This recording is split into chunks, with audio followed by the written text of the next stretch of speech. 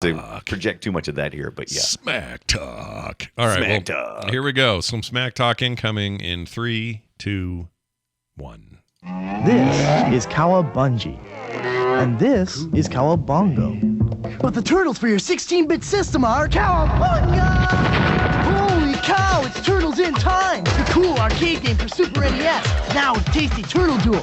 And psych up your Sega Genesis with the Hyperstone heist and all new 3D Turtle Thrash. So remember, This is Cowabingo. but the turtles for Super NES and Sega Genesis are... Cowabunga, dude.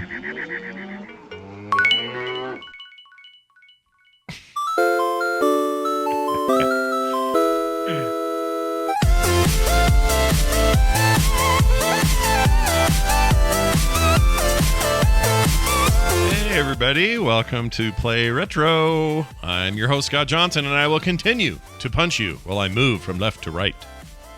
Ooh, and I'm your other host, Brian Dunaway, and I need 3 to 5 more players to help me beat up on these arcade games from the 90s. Welcome to Die. Oh, welcome to Die. Yeah. If you're confused about any of this, let me tell you what we're playing here today. Cowabunga, dude. It isn't just the Teenage Mutant Ninja Turtles, although that's the commercial we played. But we're going to talk about TMNT, the arcade game, and then later Turtles in Time, the arcade game and home game, as well as the X-Men, the Simpsons, this whole run of 4-player, big-ass, buttons everywhere, nightmare arcade experiences that everybody played in the early 90s, yeah. Right. What you're basically talking about is the most popular early 90s Konami 4+ player arcade licensed beat 'em ups where we take some cartoons that some of them are fairly new. I mean, all these cartoons are really new to the scene, and we take them to the arcade and we beat them up multiplayer style. Yeah, Simpsons is only about 6 years old at this point. Not even that old. It was the second season, midway through the second season, when the Simpsons 1991 arcade game was released. Oh my gosh! I thought that show. We're not counting the what's in her name show. No. Days. We're not talking about the Tracy Ullman stuff. Tracy Ullman days. Yeah. Okay. No, that makes this sense. is when the series actually had a season 1. Well, so yeah. Okay. Well, I'm ready to eat this meal, but before we do, a couple of quick things. Thanks to last week and all these adventure games that we were playing, as specifically King's Quest and the like, I went down a bit of a path, and this happens sometimes when we did our Metroid and our Vania 2 weeks in a row. I ended up playing a lot of Metroid, a lot of Castlevania, and a lot of Metroidvania-like games. Just because. A lot of DuckTales. Yeah, DuckTales. I gave a little DuckTales time, but not too much. I played more of Mickey's Castle of Illusion than anything. But, what happens is the show will inspire a bunch of retro play during the week. And this week was no exception. I played a ton of point-and-click adventure games. And let me just tell you a few of them. One of them I'm streaming with my daughter. It's called Roki. Brian, you know this game. It's a couple years old. Roki. A little indie game made in Norwegia. Backbone, a game that's currently on Game Pass and other places. It's basically kind of an adult-oriented noir. I don't mean porny when I say adult-oriented. Oh, no. I thought, so noir is not porny. I just mean like language and, it's a little sweary, that sort of stuff. It's adultish. It's adultish, but all of the entities in the game are animals. So I don't know what to compare it to. It's like the detective guy is a raccoon. I got a girlfriend who's a fox. You got a girlfriend who's a fox. Yeah, she's a total fox for real.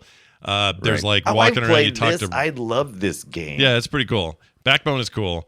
I didn't get super far in it, but we got far enough to know that we liked it. Detective or Dark Side Detective. I don't know if you've heard of these games. There's 2 of them.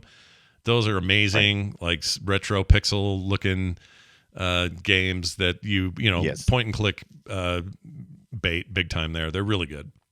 Yeah, I had that one as well. That one's on the Switch, but I think I have it on Steam. Yeah, I have it on Steam. I have the 2 games on Steam currently, and they're freaking great. Primordia is also good. I played a bunch of that. Dozens of others. I poked my head into everything. I downloaded the bunch of Double Fine stuff, including the remaster of what's the Skeleton Head game? Can't think of it all of a sudden. Oh, just the scale? You're talking about scale? No.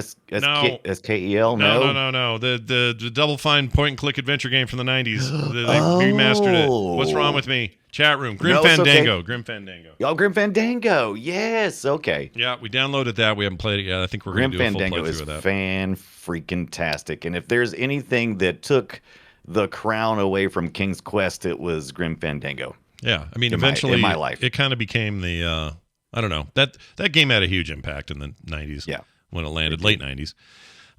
So I went nuts, and I just have this show to thank for it. So thanks, Play Retro. Thanks a lot for killing all that time and destroying my life. Nothing. Also, this is an unrelated note, but I just wanted to let people know about it. If you like video game art, I do a bunch of it. Oh, I do.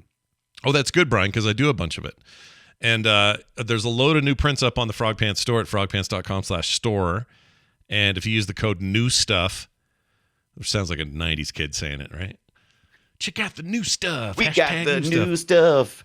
Anyway, baby. you get 20% off any print order. So if you head on over there and check it out, this insane deal will not last forever. frogpants.com/store. That's frogpants.com/store. I put up this Animal Crossing one I'm very happy with.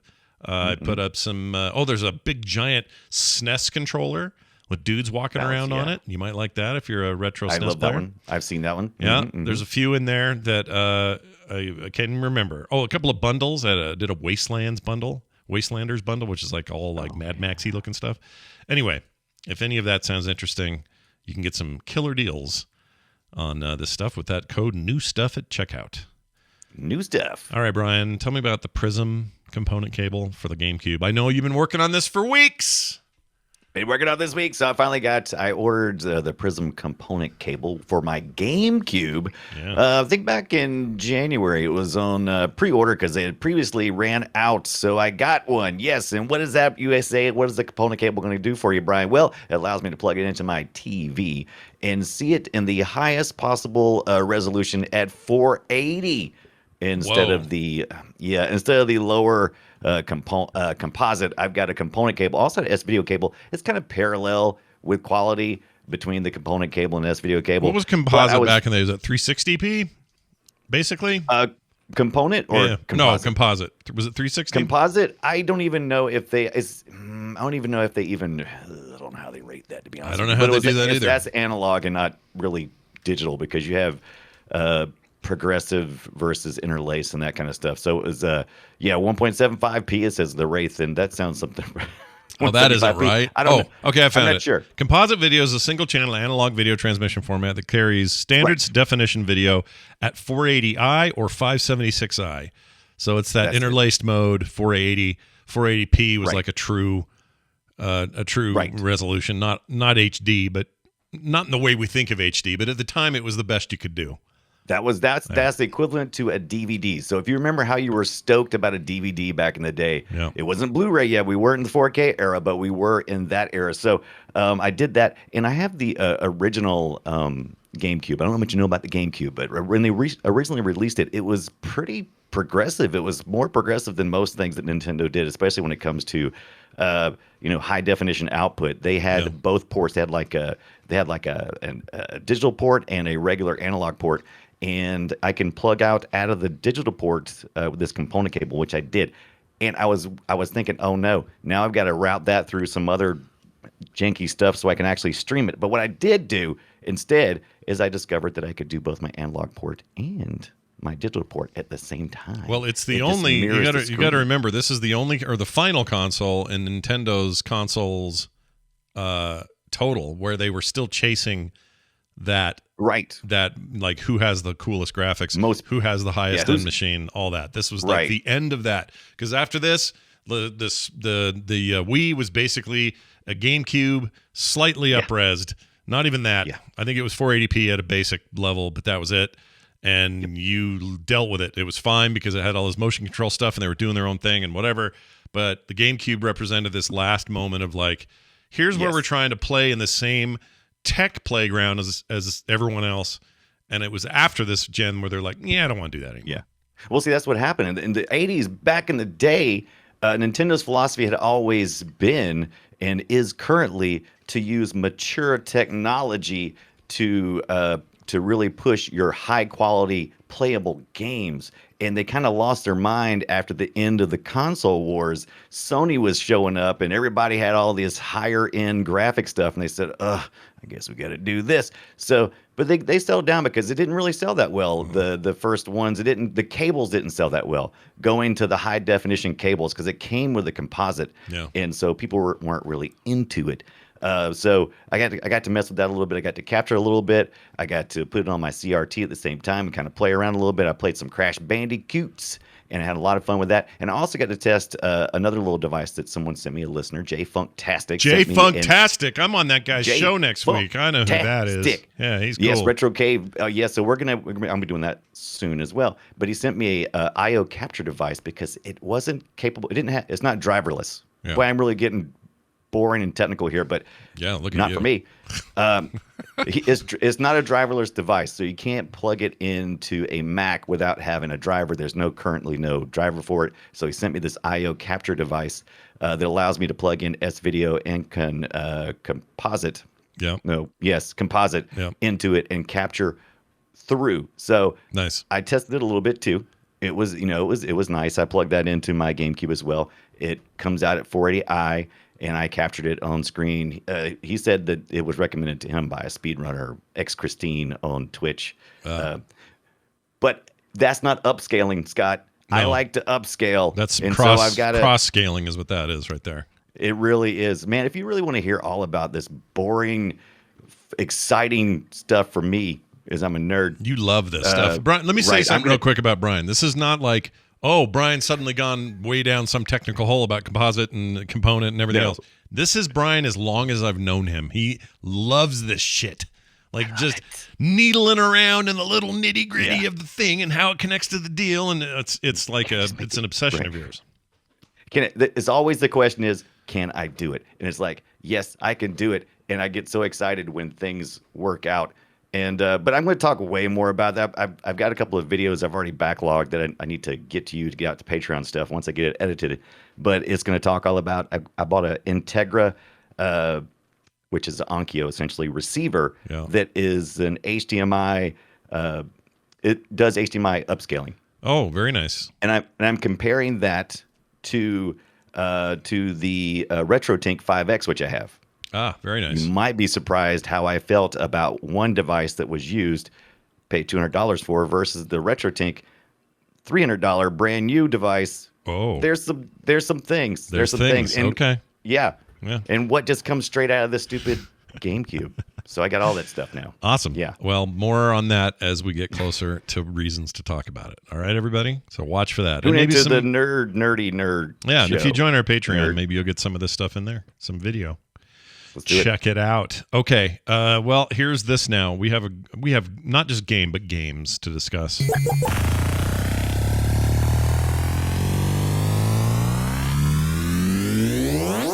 Shall we play a game? Yeah, I think we should. So this was a big deal. There was a time, it transitioned right around the very end of the 80s, the beginning of the 90s, where arcades went from kind of these single stand-up units, sometimes cocktail, that you'd walk in and you'd play your time, and maybe there'd be room for two of you, maybe three if you were lucky, maybe four if it was I don't know what had four. Gauntlet. The Gauntlet. Gauntlet would have been up until this point. Very few games. Sunset Riders, I think, also Konami. Gauntlet a few years earlier, but most of them, like you said, were single user experience. But we were starting to get into the beat 'em ups. That's going to take two players. Probably. Yeah, at least two players. So you'd play things like, I don't know, Double Dragon. Double Dragon. What's another good one from then? Now, right. So we're right on the verge of, really getting into Mortal Kombat and all those kind of games there. So we're right on the cusp of that. But Kung Fu Master back in the day, Double Dragon, Crime Fighters by Konami. Yeah. Have you ever played that one? I did. Yeah. Almost every game we ever talk about on here, I put at least a quarter in. That's almost always. Yeah, I used to walk around the arcade just contemplating. I had an Aladdin's Castle, by the way. When I say arcade, I'm not talking about just any arcade. I'm talking about an arcade in the mall called Aladdin's Castle. We had that. We had one of those. We had one called Aladdin's Castle. When my dad was running arcades, I don't remember what we called them. They were weird. I don't remember the names of these arcades that he had like 3 arcades. I don't remember the names. But later, when he was out of there, it was the Gold Mine. Oh, the Gold Mine. Aladdin's Castle, we had one. And right. What was the other mall one? Shit.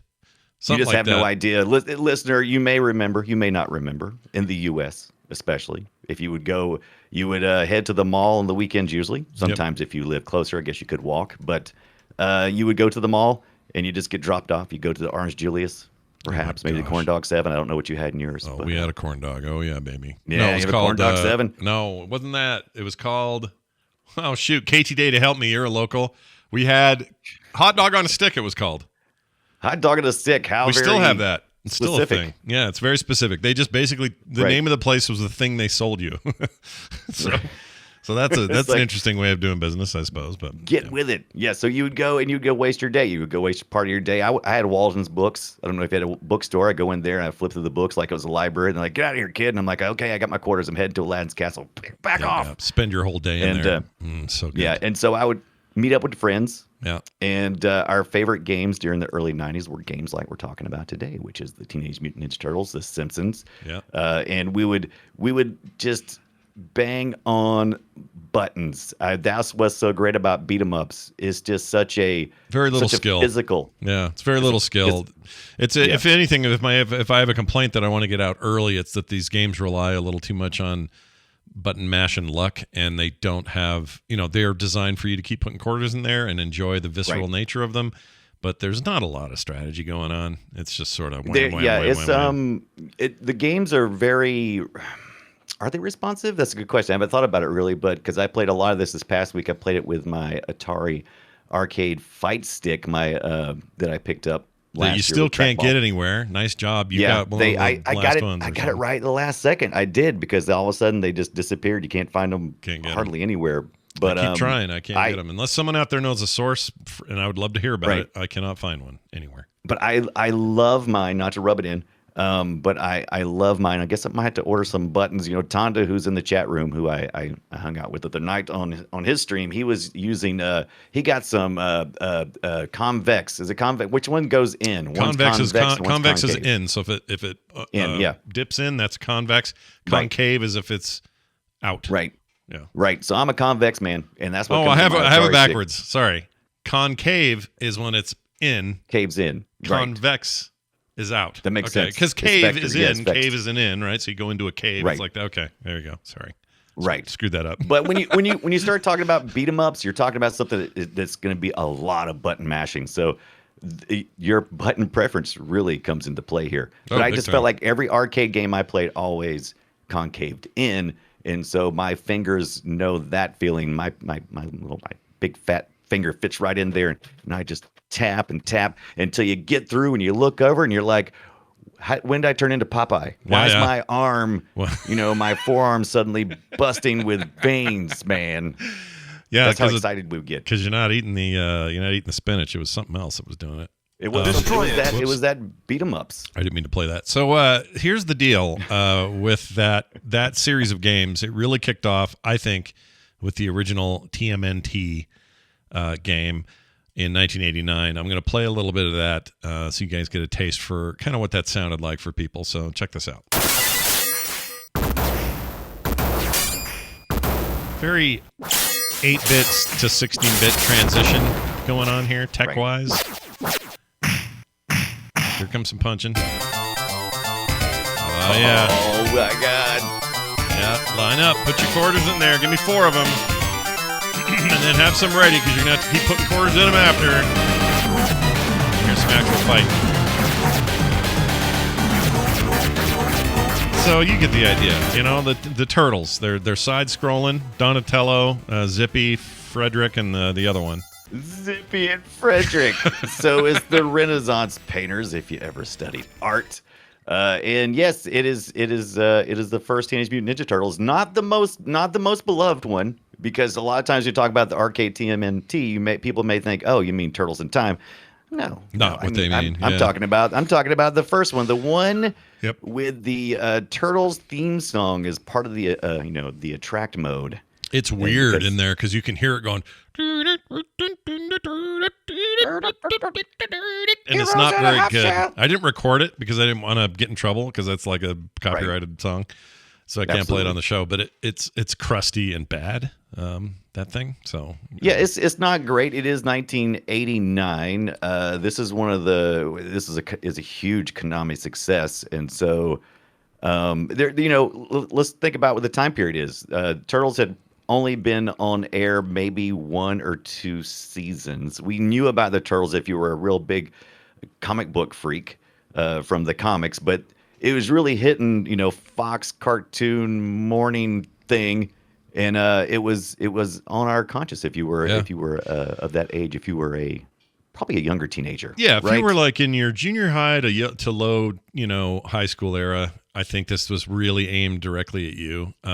This would have been the Turtles were. See, I read the comics and stuff when they were way new and no one knew what they were. And right, black and white stuff, man. You couldn't even tell who was who with the mask. 82, 83, 84, something early. I think it was 84, 85. I have to look it like up. That, yeah. But it was much different than what that cartoon ended up being. And then I remember being, in 89, I would have been 19. And so I was probably just getting ready to age out of anything Turtles related, especially this stuff, because it was like, it was aimed at kids, more at kids anyway. And I would have thought this was less cool, but I loved the game.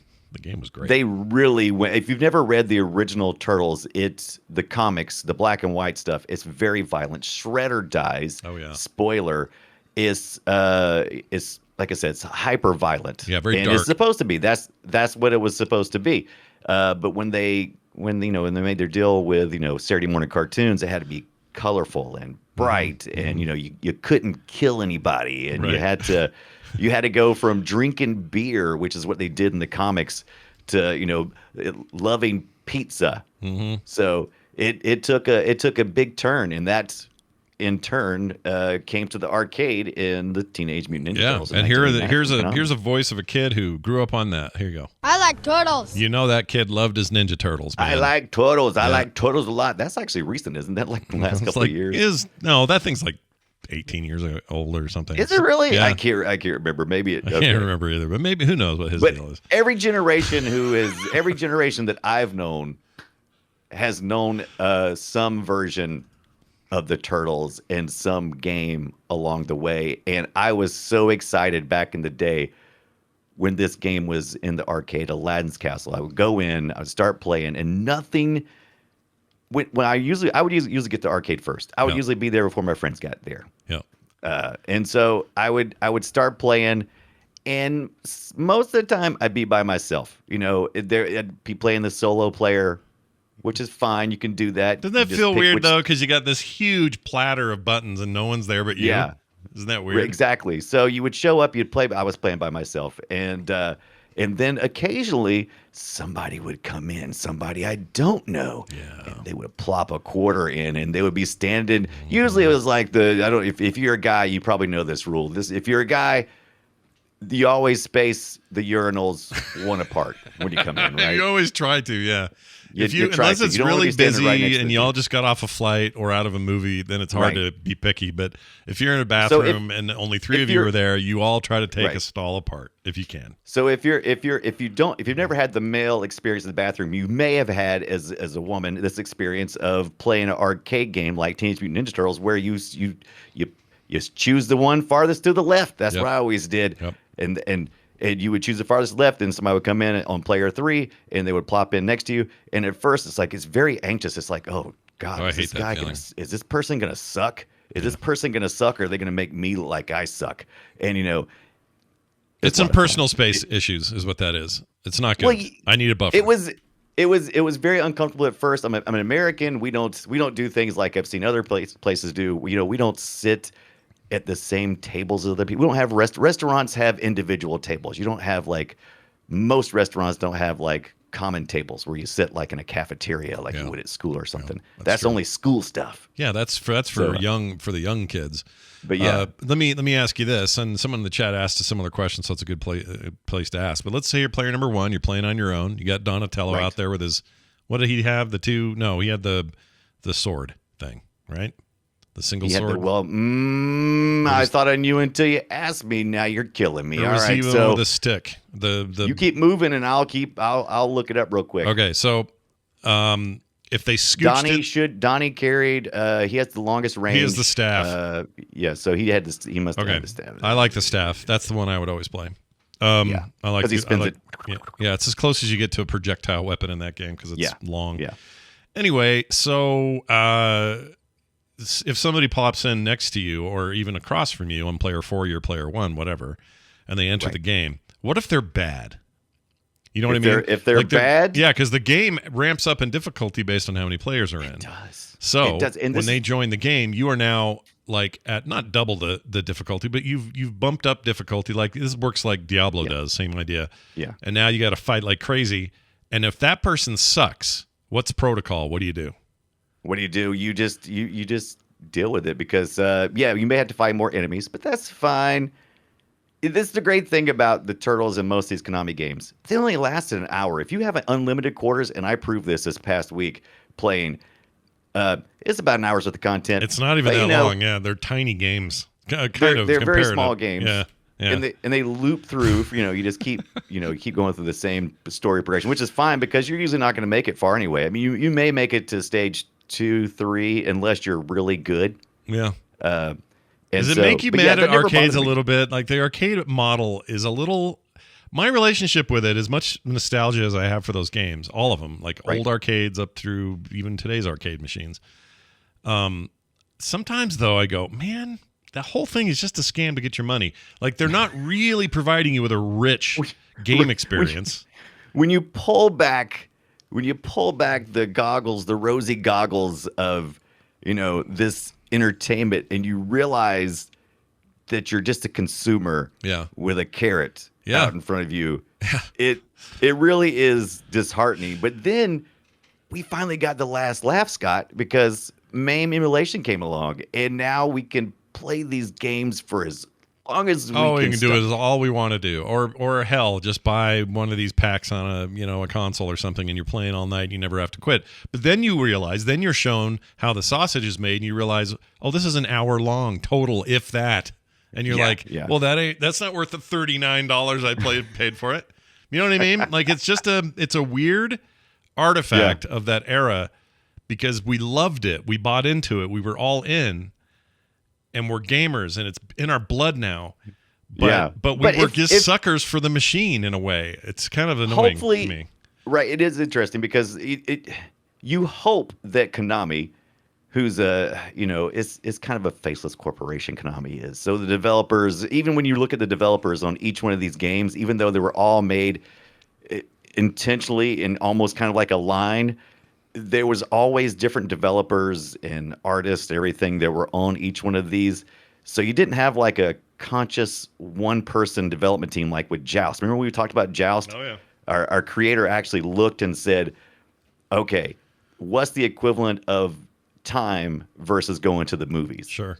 You probably didn't have this here by 1989 with Konami's Teenage Mutant Ninja Turtles. It was all about it was all about just there's probably some kind of corporate policy is like, okay, it needs to be this long. Well, it also is, it's supposed to overwhelm your senses and be really, really exciting and just nonstop so that you're so caught up in that experience, the lights, the colors, the sounds, that you go, oh, I got to keep going, bling, and go again and continue. And so the model works. And I don't want to take away from the fact that people are having a good time, whether it's your money or your parents, whatever. You're having a good time on this machine at the moment that you're on it. But from the lenses of a 2020 gamer and how we value game time versus what it costs to buy it or rent it or pay a subscription for it, it's all out of whack now. So it's almost impossible to look at this stuff without realizing, oh, well, they were just going for whatever you had. They just went for it. It really seems like the gameplay is less fair now. When I look back and go, oh, that cost me a quarter. I mean, because every time I'm feeding more quarters, I've got like a little coin button on my joystick, so I can just go boom, boom. Arcade stick, I can just go boom, boom, boom. Yeah. And I'm like, wow, I really need RetroArch, which is how I played this, to tell me how many quarters I would have spent. I would have loved to know. Just yeah, pumping them. You should have counted how many credits you used. I would love to know. Surely it's built in somewhere, either the core or RetroArch or something, or there's got to be a plugin or something. There's got to be some way to keep track of that other than me going, that was 1, that was 2. Maybe I could get like a little counter and put right next to it and hit it each time. Sure. But yeah, I was, oh my God. The first Turtles, I actually got through that one pretty quick. And it's kind of repetitive. Oh, and yeah. I think that's one of the reasons why it is easier to get through than some of these later ones where, especially by the time you get to X-Men, oh my God. Oh yeah, no. The X-Men levels, is brutal. the levels and the difficulty spikes and all that stuff were miles. I don't know if you want to say better, but they are definitely different later on. Right. This first game was really kind of, I don't know. In some ways, it was experimental. It was a licensed game. Number one, it was a chance for them to take a licensed thing and actually make it a big deal, and they succeeded. But it's not. It's very samey. Every 4 feet in that thing is kind of the same 4 feet you just did. Yeah. These other games, though, Turtles in Time, you're gonna be fighting some foot, and Yeah, you're yeah. going to be coming across. You're going to be coming across a bad guy at the end. Of each of the stages. Yep. So You're gonna you fight have a little him. mini boss. Yep, you're gonna fight that guy, and then if you win, you'll go on to do that same pattern one more time. Like that's the way those games were. But Turtles in Time, Right. X-Men is another example. But we'll talk about Turtles in Time for a second, since it's kind of a direct sequel. That game has way more going on in it. Way more in terms of like level design and like interesting moments and weird environmental stuff that got in your way. And it was no longer just this simple, back and forth beat 'em up. They took it to a new level, and I think it deserves all the credit it gets. It's great. I don't know if was there a real big? There wasn't a lot of difference in the turtle characters in the first one, but this one, it seemed like they really did lean into different turtles, different reaction speeds, different hits, and so there's a little bit more going on there. They made it so that the weapons actually mattered in that sequel, whereas in the first game you were kind of all samey other than visuals. In that one, they were like, well, we need to balance it so that nobody's too OP or whatever, but his staff reach is longer. Dude with the 2, I forget which one has them, but the guy with the 2 katana things, he's fast, like really fast. Leonardo, sure. And then there's Jeffrey over there with his Jeffrey is. You're probably thinking of Michelangelo. He had the little nunchucks, right? Yeah, nunchucks. That's what it was. He was fast, but also I can't remember what his deal was. But the idea is that these different characters could do different kinds of things, even though they were ultimately still kind of samey. You could solo that game with any 4 of them. It's fine. But yeah, that was a hell of a thing. You say that, but with Turtles in Time, is actually when I started playing that one, I do remember there being a fight for a particular one. So we always had the 4-player machines. These came in a 2-player machine and a 4-player machine. Who has the 4-player? Even in my little small town, we had the 4-player. With the 4-player, you choose your character by walking up to a particular spot. So with the 2-player, you can make selections. But with the 4-player, you walk up to a spot. So the problem was you knew which one you wanted to play, and you didn't always get the one you wanted to play. And so it seemed like you end up playing by yourself more often because people are like, no, I don't want to play no other turtles. I want to play the good turtle. And it's like, I'll wait. I'll play the good turtle. I'll wait. Yeah, no, I remember feeling that way. I think I felt that way about the original. I was like, I'll bet this turtle's better than the other turtle, so I'm not going to play this turtle. Like, even though in that game they were almost identical, they just had some. I'll walk over and play Choplifter until that guy gets gone. Nothing wrong with Choplifter. I'd go play that right now. I'll go to the bargain corner and play some Spy Hunter. This is 1989. Why not? Yeah. You know what's interesting is the game. I was surprised by how much the game influenced. I mean, it influenced a lot of games, but certain games like I'm a big Streets of Rage fan. I like 2 and the new 4 is very good. By the way, and long. So if you're looking for one of these games that's actually long and not meant for arcade play, Streets of Rage 4 is like a beast. But anyway, there's so much about the actual gameplay mechanics of Streets of Rage and that series that just borrow it straight from this. Like if you're close enough to a guy, you can now throw him. If you grab one of them, you can punch him multiple times. You've got a special, but that special is, risky. And I don't know. There's just, I never really put the two together before, but I think those Streets of Rage people were like, let's make it like Turtles, except no turtles. Let's make it. I'm not going to call out Streets of Rage. I learned something very important that I probably should have just figured out a long time ago. Konami doesn't mind tweaking stuff, but they pretty much said between 1989 and 1992 at least that we're going to make games that follow a very specific pattern, and we're only going to change things just a little bit. It's going to be a beat 'em up, and it's going to be based on intellectual property, and it's going to be a cartoon property, and it's going to be, it's going to be 4-player, and it's going to have these certain elements. It's going to have this, it's going to have the Konami house band. Yep. And it's some very bad voiceover. We're going to make sure that's in there. Sure. Yeah. So but what's great is, by the way, talk about the voiceover. I don't need to jump. You know what? I'm going to play a little bit. You want to hear some? Check us out. Yeah, I want to hear some. 'Cause I want to talk about that. Here's game number 1. All right, we'll get to Turtles in Time later and X-Men and stuff, because X-Men in particular. Oh my gosh, dude. But here's April saying she needs help. Okay, some very early, voice. That sounds like the little spider in the original Fly, or not spider, but the Fly. Exactly what I thought when I heard that. That's from the first Turtles, right? Yeah. And this starts off. She's a damsel. And this is what's so great about these Konami games. They are Japanese developers who are watching these cartoons that are season 1 and season 2 of these Saturday morning cartoons, and so they've got to translate these things on things they know. So we got a damsel in distress. What is going to motivate our turtles? To say, help me. We're going to have to save April O'Neil because her apartment complex is on fire, or her place of work. I can't really tell. I can't tell. Can you tell what is going on there? I cannot tell what's going on there. I did appreciate tell if that's her home office or what. But anyway, Shredder and his punks has started a fire at April's apartment, and so you got to go save her. Did you see that? I don't mean to change gears so abruptly here, but this is prompting it. But the sort of modernish 3D animated Teenage Mutant Ninja Turtles that had like Patrick Stewart was the bad guy or something. Do you remember that? Okay. I remember loving that. I thought that was great.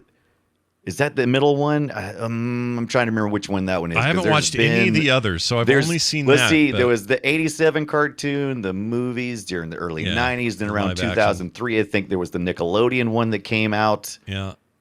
And then later that TMNT, I want to say this is like 2008 or 9 or something. There's been so much. It's a lot. It's a lot. It deserves to be. I don't know. I think it needs a modernization these days, and maybe I've missed one that's the perfect one. But you've definitely missed. You've definitely missed one or two. I love that movie. I just want to put it out there that I thought that was rad, and it holds up, and I'd watch it now. The Michael Bay one or the original one? No, the whichever one had. It was animated.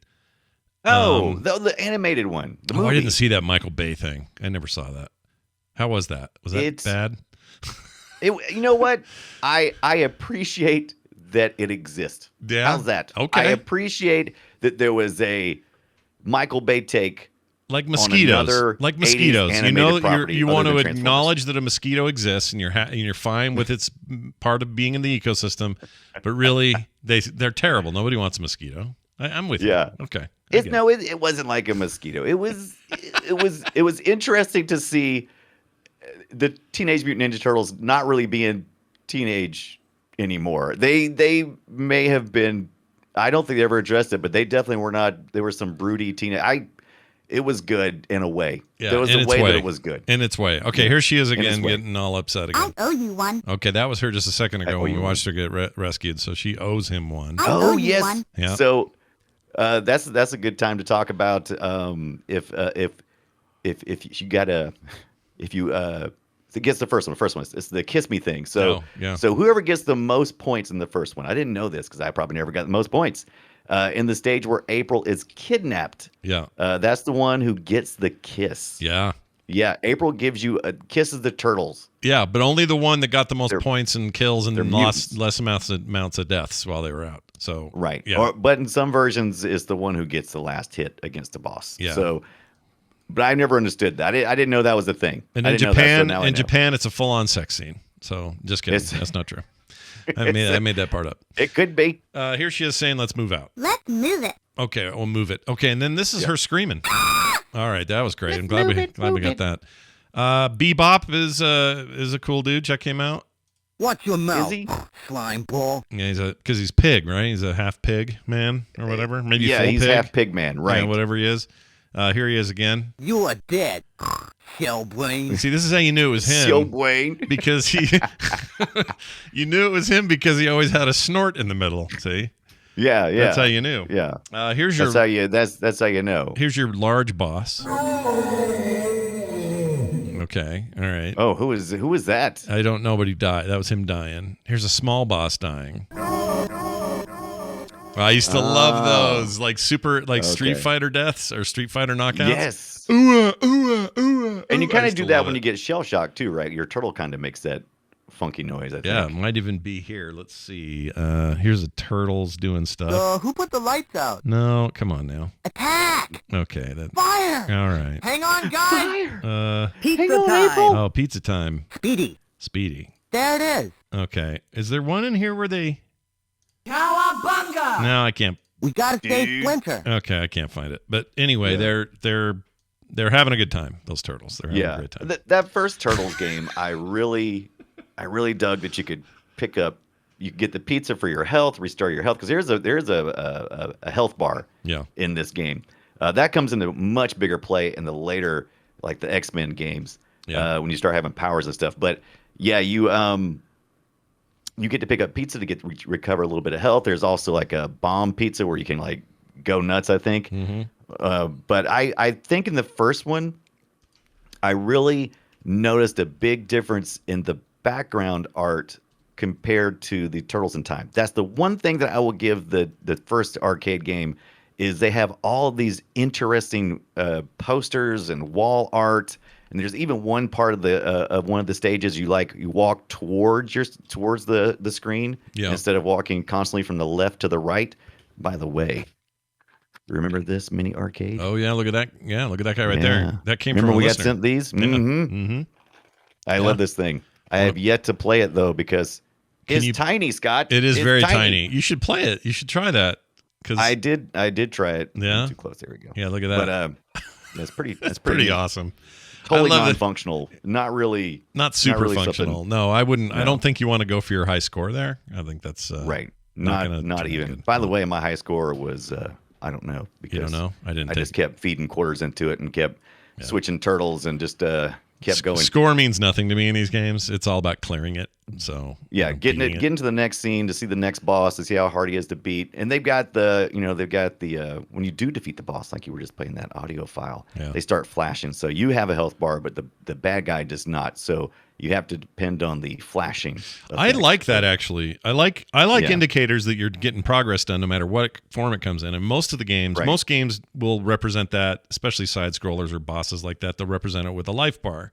If you're playing a game like something new like Elden Ring, same thing. There's like a great big life bar, and you kind of keep track of how much you're beating them via that. In this game, you fight them until they start flashing, and the more you hit them, the more they flash, and by the end, they're really flashing, and they'll die soon. You know that you've almost got them. I think that's actually a pretty cool way to do it. I think it is too. It's kind of it's kind of one of those things where you have to kind of suspend disbelief. You have to kind of like adjust to it, right? I mean, because we're so used to life bars now. But yeah, I like because it's general. It's at least you're making progress. Because sometimes you're like, am I even hitting this guy? I think I'm hitting this guy. Yeah, I think I'm hitting him. Maybe I'm hitting him. I don't know if I'm hitting him. I think I'm hitting him. All right, here's see if this rings a bell historically in your head. Ready? Here, listen to this.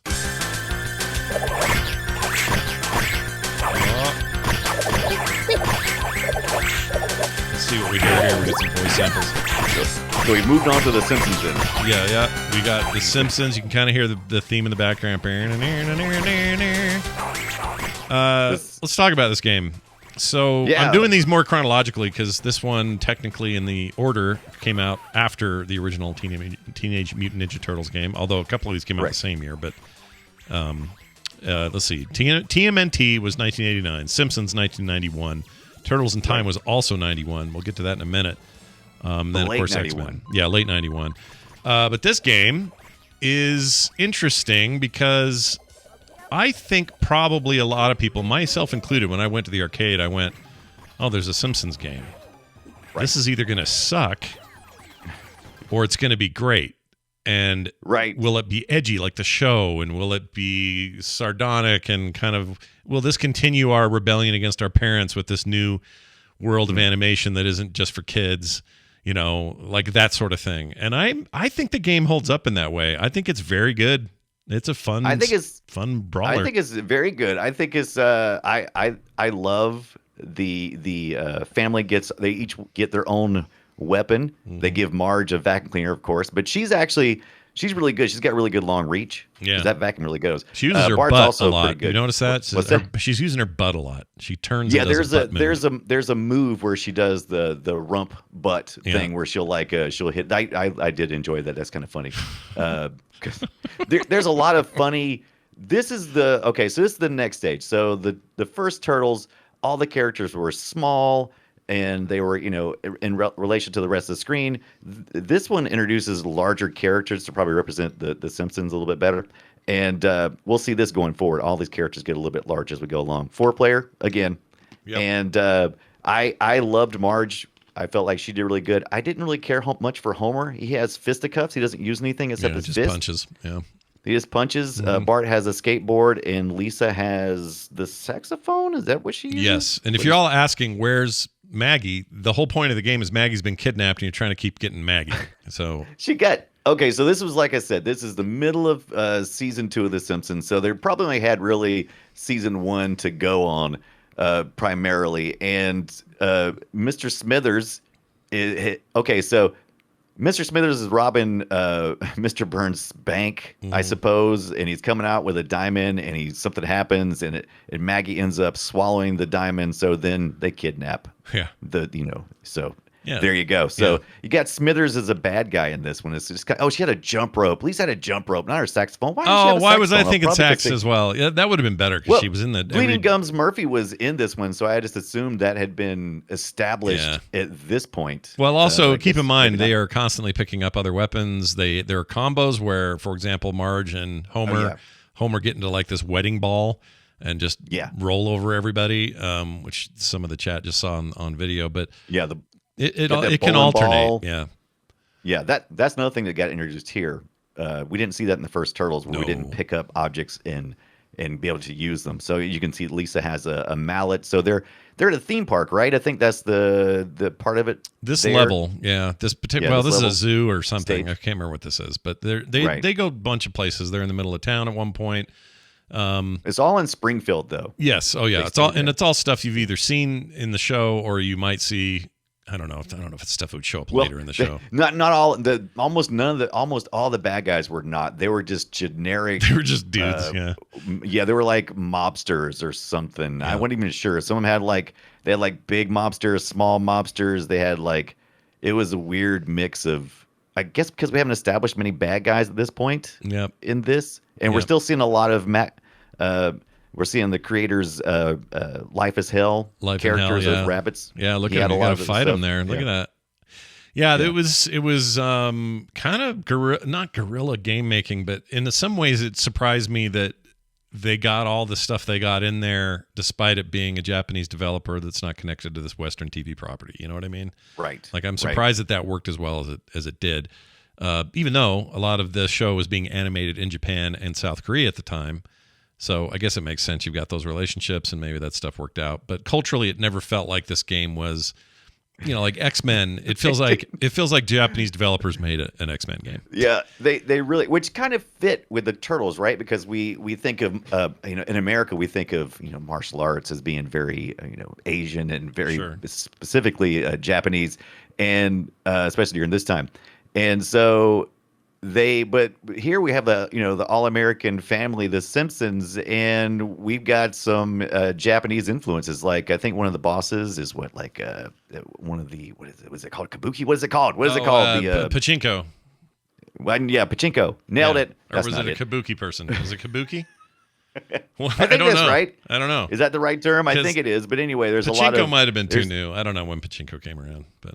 Right. No, I wouldn't think. Well, Pachinko's probably been around. I'll tell you what, though. forever. I was playing the other day. I've been playing Psychonauts 2, and there's this Right. amazing scene where you have to play a giant pachinko game on top of a little ball. You get Nice. shrunk down to play on it. It's fantastic. And I think they even have a couple of in-jokes about how Konami only makes pachinko now or something. Right. But anyway. Oh, another thing before you move on from The Simpsons Yeah. is this was the first one that allowed you could team up. So you really could benefit from a second player. And based on which second player, two players you're playing as, once they get close enough to each other, I wasn't able to initiate this because I was playing single player this week.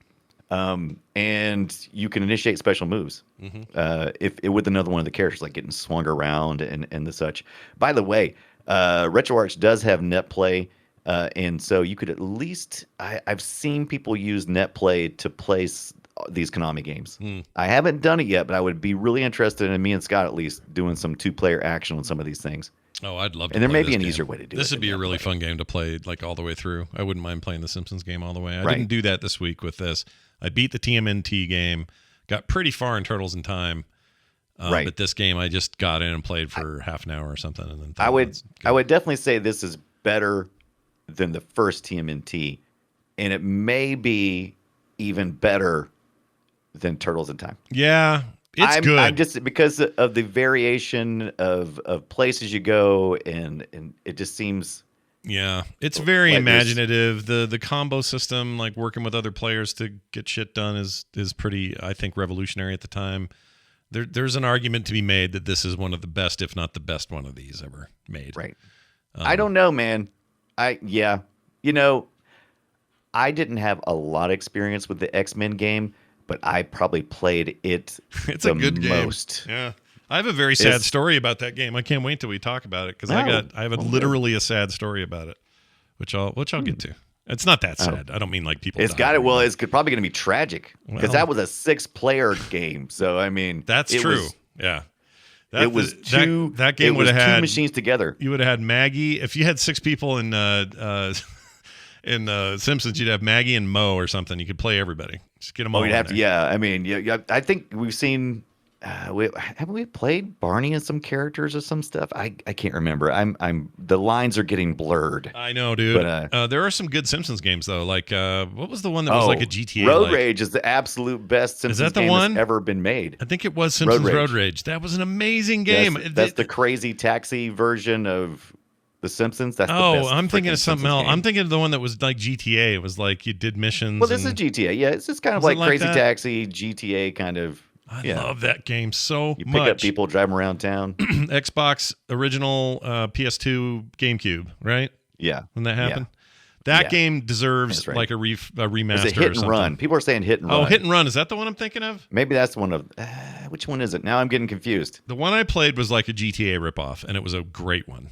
Yeah, you might be thinking of Hit and Run. I think that's Hit Or and maybe Run. I'm thinking of Hit and Run. And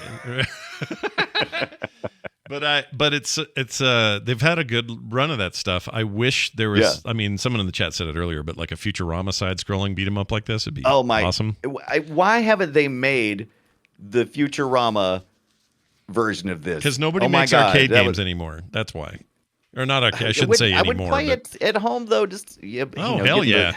No, if somebody made a little indie, game, put it out on. Right. I don't care. This is a good- whatever. This is a good time to talk about this. The reason why it won't happen is because these are all big licensed all these properties ended up being huge, huge properties. We didn't know it was going to be huge in the day. It was huge at the time. We didn't know it had such lasting power, but all of these things have had huge lasting power in our culture. What a great time at the beginning of all of this stuff. I agree. Yeah. So Futurama would be great, but I doubt it could happen because they couldn't even get. Like usually, you would have an arcade game, especially for somebody like Konami, and then you would port it to the different consoles and stuff. They couldn't do this here because almost in at least 2 different occasions, the rights to publish those licenses on the consoles that were out at the time that we think of, Nintendo, Sega, PlayStation, Yeah. they were all licensed by another companies, so they weren't getting ported over. So we had Commodore 64 versions of the Simpsons arcade, a computer that was made or established in 1982, playing, a game from almost 1992, almost 10 years later. This 8-bit version of the Simpsons arcade. By the way, I played it. Yeah. I was going to send you the ROM file to see if you wanted to play it on your Mini, but it's a little bit of work. And it is amazing for what it is. Really? It is absolutely amazing that they were able to port the Simpsons game to a Commodore 64. Nice. It was just, I couldn't believe it. There was I don't know how popular it was, but there was a Futurama PlayStation 2, Xbox original, and GameCube game. Right. Although the GameCube game got canceled for some reason. But anyway, it was called Futurama. That's it. That was the full name. Oh, okay. All and right. The cutscenes of the games are presented as an entire lost episode of Futurama on the DVD of A Beast with a Thousand Backs. That was like a yes, that was a those little movie thing. movies in between when the Futurama It's first wasn't cancellation. when it first got canceled. Yeah, and then came back later, and now it's coming back again. We're getting a third wave, which I'm totally fine with because it's always been good. It's never been bad. It's always down to networks being stupid. Right. But the retro gamer in me, we are going to cry and cry loud for our Futurama.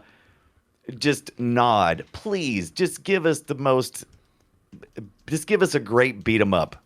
Just give us a great beat 'em up for Futurama. It would be such a wonderful great. thing. It would fit right. It would fit right in with Fry's 90s back story. It would be what would perfect. actually work better for me is a point and click adventure in Futurama. That's what I want. I think that would work. I think that would work well for Simpsons. I actually think point and click adventure games work well for everything. Like you can adapt almost anything to do it, but I think Futurama in particular would be very good. This old game had a lot of the writers and some of the sense of humor and stuff like that, but when you see the graphics of it in a second, you're going to be annoyed. So I'm looking at it. It's what's even worse is whoever has recorded it stretched it, so it's supposed to be 4:3. Yeah, it's all stretched out. But look at this like out. weird cell shaded It's not thing. in the right hair color. Yeah, it's not good. It's not good. It's not good. It's It is cel-shaded, though, you're we're right. PS2 era. It's hard to whatever. This stuff should have been animated 2D. Cutscene, something. I don't know how to handle it. There was an iOS Android game for a bit that people liked called I played that. Futurama Dirt it was Monkey.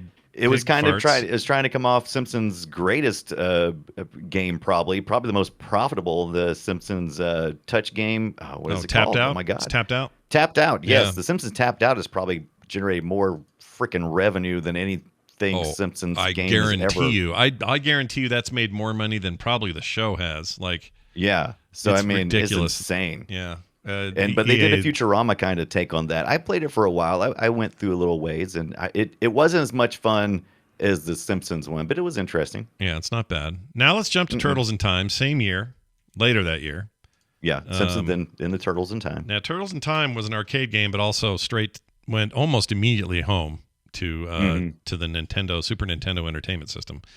However, the Genesis version of this is not what you think it is. It is not. This No, game. and it's actually playing behind me on the TV. It's been playing this whole time. Is that the Genesis game or the SNES game? Yeah, that's the Genesis game. That's Oh, my yeah, Genesis back there running the Turtles heist. What's it called? The Turtles heist mode something. What was it? there's the screen now. The Hyperstone heist. Hyperstone heist.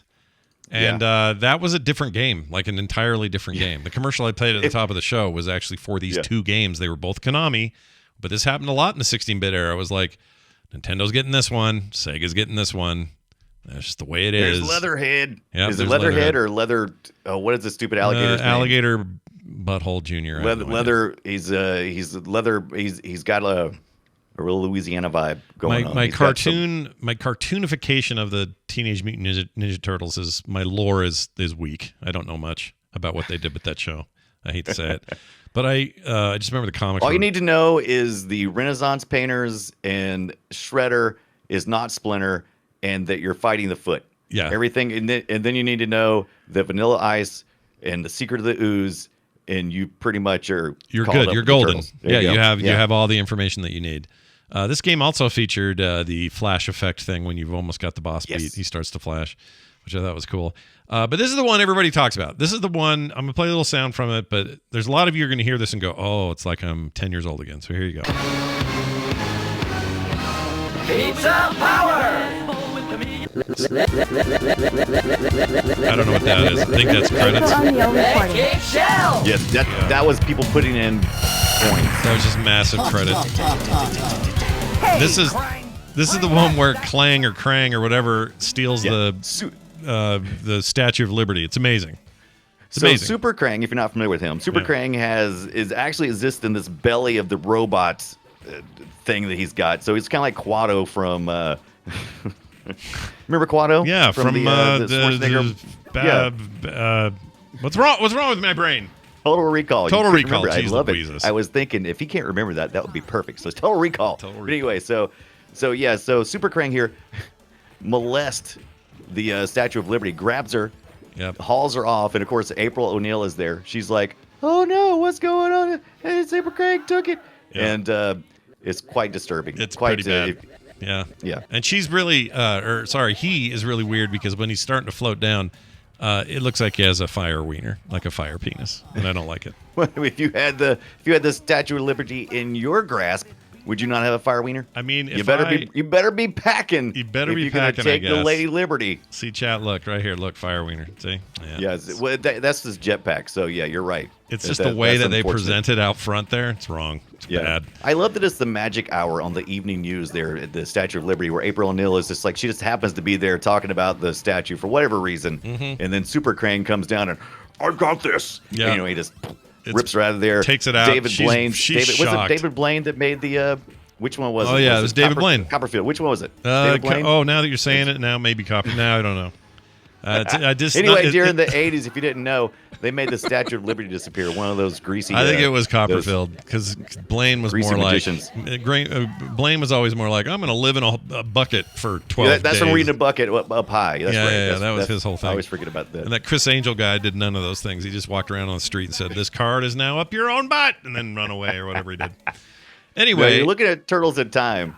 The gimmick here is that we're not going to stay in the same location, right? Shredder somehow is going to blast you back through time. Oh, yeah. And some of the game footage you're watching right now are hoverboards. Is this supposed to be? Yeah, this is supposed to be 2020 hoverboards, by the way. Yeah, so they thought we Back wure to going the to be a Future. lot further along than we are. So, well done. Yeah, so you gotta fight Super Krang here, and you're on your little fighty little floaty disc. Yep. Which is kind of reminiscent. There's a lot of things like I said, there's a lot of locations that seem to like go all through all of these. So we always have like some type of sewer, which is perfect for Teenage Mutant Ninja Turtles. Yeah. We always have like some kind of highway fight chase thing, and that's what they're doing here. I mean, they were basically born in a sewer, right? So they got to do a sewer. Yeah, so that's where they came from. Yeah, That's the rule. when Splinter found them. He's a rat who's also of extraordinary size and also apparently radiated. Yeah. So well, there's your it's the game that everybody played the most at home, and it was a gigantic hit. I bought it, played it, loved it back in those days. Again, though, it's 4-player again. All the same stuff we've said so far. Yeah, it's still a little short, though. It's still a little short. That's what I'm saying. All of these are around under an hour if you just keep feeding quarters and just keep beating them up. Just punching that. And if you're playing this at hitting that home, button. of course, you can go forever. You don't have to. Yeah. You know, I think it had a continue system, but if you had all 4 of you in there, you just keep going, and you were Was done. it a 4-player on the console? Oh or was yeah, this hell a yeah! 2-player? It supported the multi-tap 4-player Did it support thing. the multi-tap? Yeah. Okay. Yeah, it did. No one had it. I never had 4 people at my house. Yeah. So I never had. I mean, I had. This is the actual. This is the home version we're watching on screen. So yeah, somebody's doing it with 4 people, but this is now and probably emulated. So who knows? But back in the day, there was 2 ports on the SNES, so you need the multi-tap at least, right? At least you one, had to have right? a multi-tap, and I had a buddy who had a multi-tap that he used for Bomberman. Right, he was telling us about that a couple weeks ago. Yeah, Super Bomberman. So I think that's where we played this 4-player. I'm not sure. I can't remember. Now, did y'all all... Okay, so did you have a preferred turtle, or do you remember? Also, follow-up question, did he give you the shit controllers, or did you get a good controller? Or did you bring your own? I always brought my own. Always. Okay, that's what I was curious about. Yeah. I wasn't... Okay, so during I do this that time now, period, by the way. If I know I'm going to be at a house with like a Series X or S, I take my stuff. Dude. Yeah.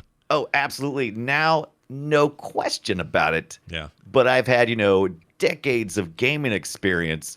I would just used to show up and live life, Yeah. So Yeah. I would just show up, and it's like, well, what can I play with? They'd Here, say, you "Hey, can have hey, this- Brian, have this half-broken Mad Catz controller that sucks." You know? Right. Why is this one so teeny? Yeah. Why is I remember the smallest controller, not to get too off track here, but Yeah. I remember the smallest controller I ever had was a tiny one that we had for the Xbox. They had like an Xbox mini controller Mm-hmm. because when they first came out, they had the big Duke controller. Oh, and I yeah. think that's when they first realized, okay, yeah, we might need to start focusing on different size hands and stuff. I don't know if Mad Catz did it or whatnot, but there was like a little bitty tiny one. I remember because I got that for the kids. Oh yeah, I And remember then- that. But it seemed like I always ended up with that one. Yeah, no, you're total. I have the same memory. Some sound stuff from then. Here's Leatherface talking. Oh, goody. Fresh turtles for lunch. Or Leatherhead, I mean, not face. So Sorry. Leatherface, no, I like Yeah, the yeah. idea that Leatherface has shown up in the Turtles game. That's Yeah. fantastic. Here's this one's Metal Head. I'm going to mangle you green slime balls. Okay. So you're all right. seeing a theme here, right? Yep. That's the. Oh, by the way, some of the greatest parts in this, they did this in the Simpsons as well, but in the Turtles in Time was the first time you started having random actions where you would throw one of the foot or the enemy into the screen towards Yeah, you. it was I always great. just loved that. That was Yeah. just felt so freaking cool. There was a bunch of that with the Simpsons game as well. Bart would, Yeah, Simpsons had it. yeah, Bart. Usually it was your own characters that would get hurt, but they would Yeah, fly toward yeah. the screen and like smack it and then slide down like it was Smack and then glass. slide. Yeah, it's pretty It was- great. I like that kind of stuff. It was pretty cool. Yeah, it's a I nice loved it. touch. Here's another slime ball reference. Your history, slime balls. All right, here's my favorite. Oh, what- It's Super Krang himself. Face the wrath of Super Krang. I can't take that seriously. Super Krang. Hello. By the way, on screen, Yeah. your podcast listeners, we're actually even further in the future now, and we're on Mars, and we're in like some kind of Total Recall area.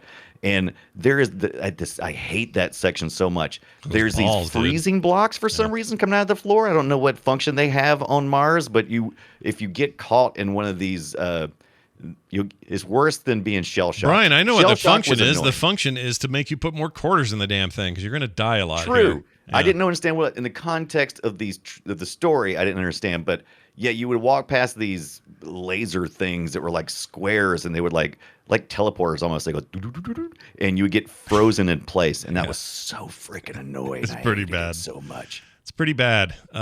Here's a boss laugh. Oh, this stuff's so good, dude. If It's you so good. Okay, so if you enjoy the boss laughs Yeah. in the Teenage Mutant Turtles in Time, wait till you get to the freaking X-Men. It is the most anime thing ever. Every boss in anime I have ever seen ever, always, after they say something they think is clever, they always just laugh it up. Well, Yeah, they're super laughy. They laugh at everything. They have horrible English. Let's go okay. there. Check this out. X-Men. X-Men. In the 21st century, evil mutants led by Magneto aim to destroy the world. Humans can do nothing against the power of the evil mutant. The only hope is X-Men. Yeah, then you get you some gameplay. Oh, this is my favorite part. Go and save the city. So that's Xavier. That's Professor X, and he tells you to go save the city because Magneto's shown up with him and his Sentinels, and they're going to cause some havoc across the city. So that's what you're doing. So luckily, you're not saving anybody yet, but there are stages later. Guess what? You're gonna have to save the professor. Of course you do. Yeah, of course. But the dialogue is horrendous, but the readings are actually pretty awesome. The voices they have, they're kind of cool. They're kind in of my okay. opinion. Yeah. They're kind of cool. There's some really cool voices. I mean, we listened to King's Quest Sierra employees last week. Yeah. to Yeah, do we their did. rendition Yeah. of characters. Yeah. This is so much better. Yeah. Let's play some because these are freaking amazing. For example, here's the Blob. All right, saying a thing. Nothing moves the blob. Yeah, that's. Nothing moves the blob. blob. I love it. Here's let's see. Let's try this one. 21st. No, we already did that one. How about this one? This is False Professor X. Magneto is over there. Follow me. Juggernaut. So I guess it was. Oh, so I didn't get that in the game. So really, Was that supposed to be Mystique? I then? think that's Mystique playing Professor X. I know yes. she played as spoiler. I know she played as Magneto near the final boss. You thought, yes, I'm going to get to fight the final boss. I'm like, well, that was easy. Magneto's a punk. And like, uh-oh, Yep. it's not Magneto. Yep. And this is and the actual Professor X says this then. So listen to this. Alas, that was Mystique, not Magneto. Magneto. That was not Magneto. Yeah. Right. So the dialogue, absolutely terrible.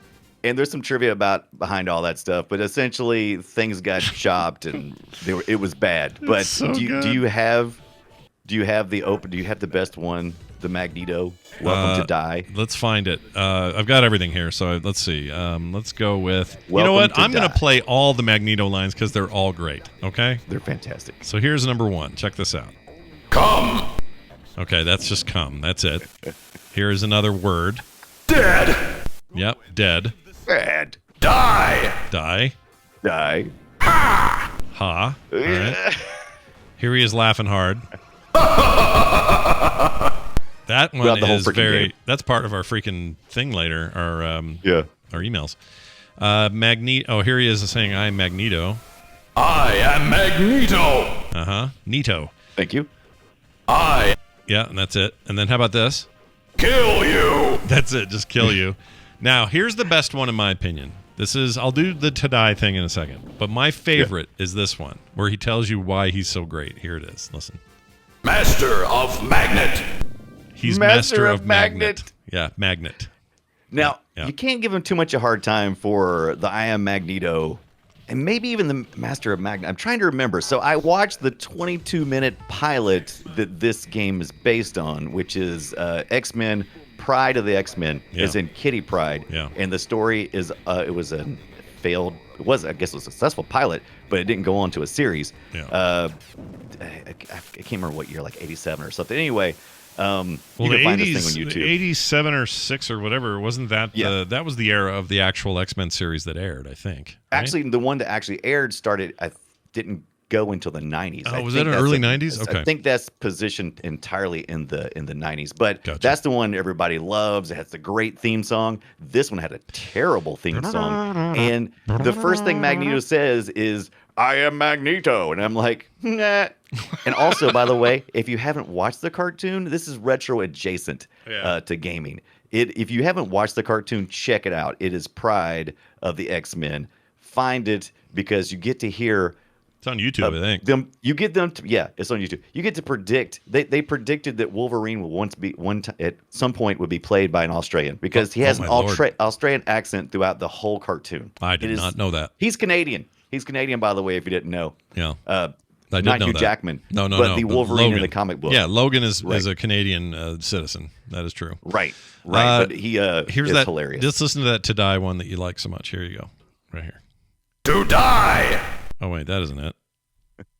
Oh, I guess is it's. there a welcome? I will. Oh, here's a welcome. I think what happened is Welcome.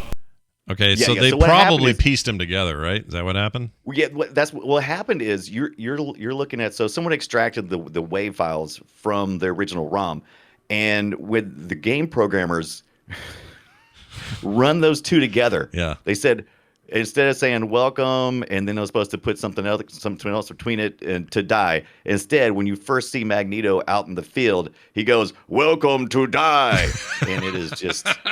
It is the worst, but it's really the best. great. No, it's It is the amazing. best. How about this one? But- There's 3 more of this guy. Hold on, we got to hear these. These are amazing. Listen to this.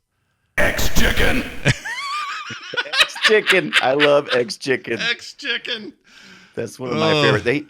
He yelled that at me when I was beating him up. And Yeah, I was that's like, a "What did good he one. say?" He said X Chicken. Here's another one. X-Men. This was I like when he just yells one word and that's all he's got. Oh, here's Right. a longer one. Here you go. You are helpless against my power, X-Men. Oh, jeez. X-Men. X-Men. You are nothing. Yeah, and then You are. and then the final one. This is good. You shall meet with my wrath. I love this game so much. It is a 4 to 6 player. We only had the 4 player at my arcade, but I did see the 6 player once at a larger arcade.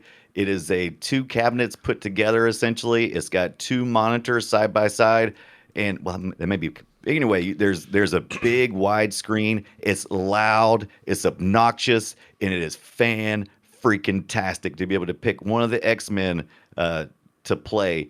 And no, it's easily the coolest. It's the coolest one of these. Like cool factor. Like forget about whether or not it's the. Well, sure. I guess you could say the X factor. By the way, this playthrough that I'm watching is a little frustrating because it's somebody using a hack. I think with a ROM playthrough where they're controlling I everyone. actually discussed this. It's where you map the joystick to all the characters, so you they all move like in just kind of unison, some kind of weird X-Men unison. I don't like it. X unison. I love it. I gotta play this. Okay, Brian. Here's a question for you. If your cat gets lost in the cave, here's what you would say. All right. So if you're just Brian, you're in South Carolina. There's a cave. A little cat got lost. Here's what you say. Go and rescue Kitty from the cave. That's what you would say. Nice. Yeah. Yes. Yeah. So Kitty gets kidnapped. So you always got to save somebody, right? But she can phase whatever. Yeah. I love this one. Listen to this. Magneto is at another place. you. It's like Mario all over again. Yeah. It's like the princess is in another castle, fool. Oh, they're so good, dude. Let's see. Is Wolverine say anything? Let's see what he says here. Wolverine. No, they just say Wolverine. I don't think any of the characters talk. By the way. Oh, yeah, they don't talk. That sucks. Anyway, go ahead. Yes. This one presented some new ideas into the Konami beat 'em up. First of all, up to 6 players. And you can instead of you taking a shell shock, you can now like knock your opponent on the ground, and then you can go kick them and hit them while they're down. So not all the enemies do that, or sometimes they hop back up really quick. Like the Blob, you can't move him apparently, he says. But when you knock him down, he stays down for a pretty good bit, and you can get a lot of damage on him. He's the first boss I think you fight. But then later bosses, you'll knock them, and they'll jump right back up really fast before you can get any free hits in.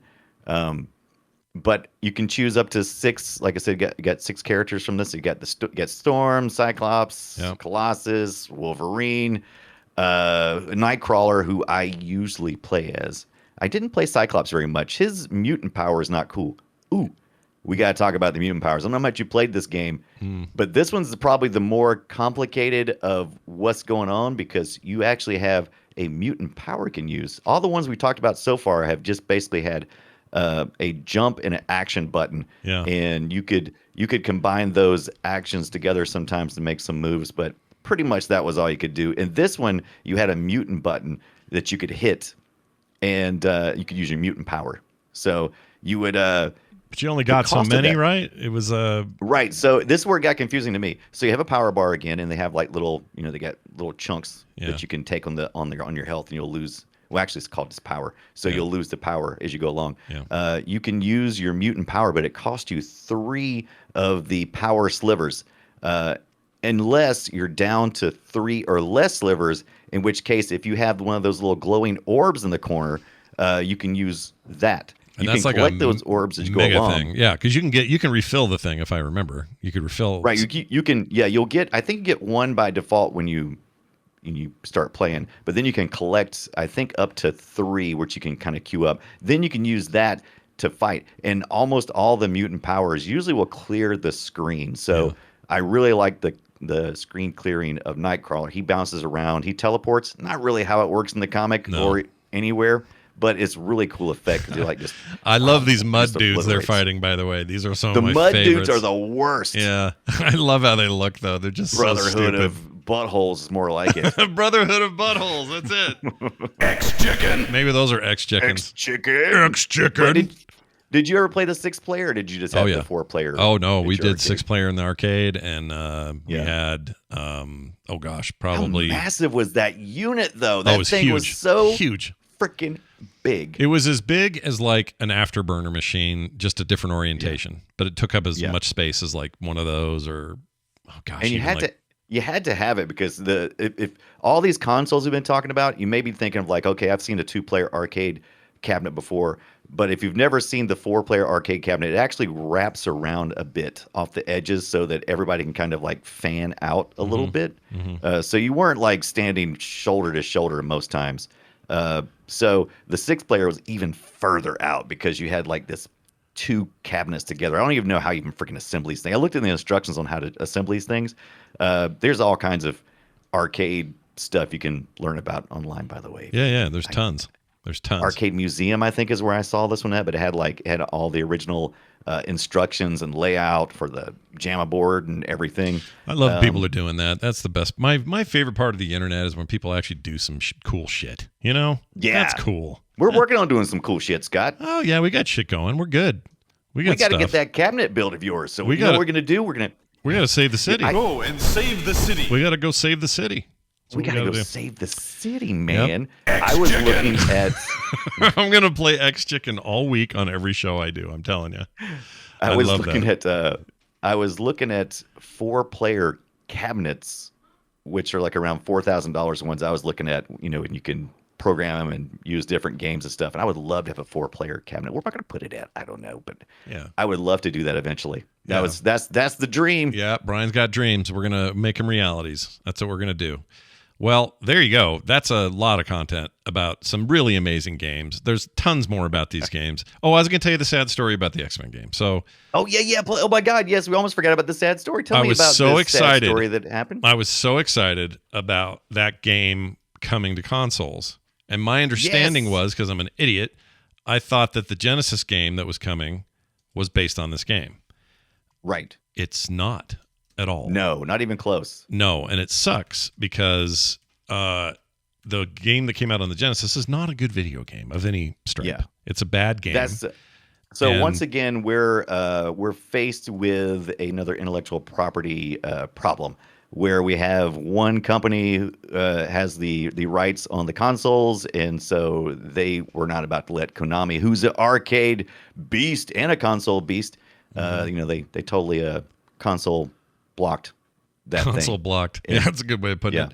Yeah, this game never did make it in its true form to any sort of home systems. It's purely I think to this day the best you can do is emulate it or find an old cabinet. No, actually, I thought that too. Actually, when was it Xbox Arcade and maybe even PlayStation? So this did eventually make it to consoles, but it was after we as consumers had access to MAME. So I think it did exist on a few for a while. You can't get it now. Yeah, so the it's not a thing you can if you want to now. play it now, you're definitely gonna have to emulate it. Yeah. Or go to an arcade. Go find an old arcade where they've got one working, which probably is rare, is my guess. But right. But anyway, it was okay. Like, this game wasn't terrible, this Genesis game, but it wasn't the game I thought I was getting. And I remember just being like, "Oh man, there goes $49 on a thing that I don't think I wanted." There it is right there. Brian's got a copy. There's your Genesis game right there. No, Wolverine's different. That's a different game. This is a different game. That's the one you want right there. Yeah, that's a good game. That's a hard game. It's a hard game, but it's a good game. There are a couple of decent Genesis Marvel hero games that are totally worth playing. Acclaim, who must have been doing the console blocking, because Acclaim is right here on the they're all over thing, that and I'm stuff. assuming, yeah, they're real arcade people too. So they're like, screw you, Konami. You know what Acclaim is, right? Have I told you before? Oh no, you haven't. I'll tell you right here. Utah Connection. They're used to their studios were all here. They were a Salt Lake company. Now they're gone. Really? Yeah. I did not know that. So they're the long gone. Dicks that wouldn't let you have the X-Men on the console. Yep. Do you remember Iguana Entertainment? They were also here. I actually do. Yeah. There was a lot of that era. Crazy. They were building stuff here in the Valley. But anyway, don't make my mistake and buy the wrong X-Men game, okay? Because they didn't do returns then. I couldn't take it back. Like, they were like, that's right, man. When you used to open up a package, it was yours. You couldn't take those things back. That was a $50 investment a lot of times. So you were just out of luck, man. Yeah. I'm sorry to hear that happened to you. Yeah, I know. Well, I knew your friendship carries over the air, and I can tell that you truly care. But now, today, I mean, we have so much access to it. It's so easy to get and so easy to play. Mm-hmm. If you got MAME, is easy to emulate on most even crappy hardware. Yeah. So I mean, it's good. Yeah. It's a good game. X-Men. It is 1992. Quality stuff. Everything we've talked about are there. Are there others? Of course. We'll talk about those. They're probably going to be an entire Konami retrospective at some point. These games will be mentioned again in the future on the show. But so many people hit us up this week saying Gauntlet, and I kept going. Let me clarify a little further. Konami. Late 90s, but I get it. That's people are so deaf. Dude, Gauntlet. Trust me, Gauntlet's going to get its own due. Okay? They can't.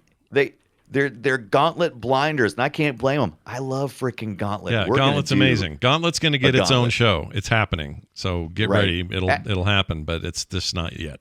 Okay. I do want to give a little honorable mention to a couple of games before we move on. If that's what you're planning on doing here. Yeah, go ahead. There was also in 1992. There was another Konami game. It was a 2-player beat 'em up, kind of in the same vein of this intellectual property called Asterix. I don't know if you remember this French comic. Yeah. There's actually a new Asterix, I believe, on Steam, or is coming out, or already has came out. I know also there's a beat 'em up 360 game as well, or something. I went and doubted it. I didn't really read the comic back in the day. I'm aware of the characters. I've seen the game before, but it didn't really make any sense to me. There's a couple little cartoony Vikings in there, kind of a real, Lenny and Carl. No, not Lenny and Carl. Lenny. That's the Simpsons. Yeah, that's the Simpsons there.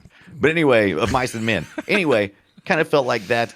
But then also, don't forget, in 1992, there was a 4-player run and gun game of Bucky O'Hare. I don't know if you remember that cartoon from the 80s. No. And the one that really blew my mind, I don't know if I had totally forgot about this property, Wild West Cowboys of Moo Mesa.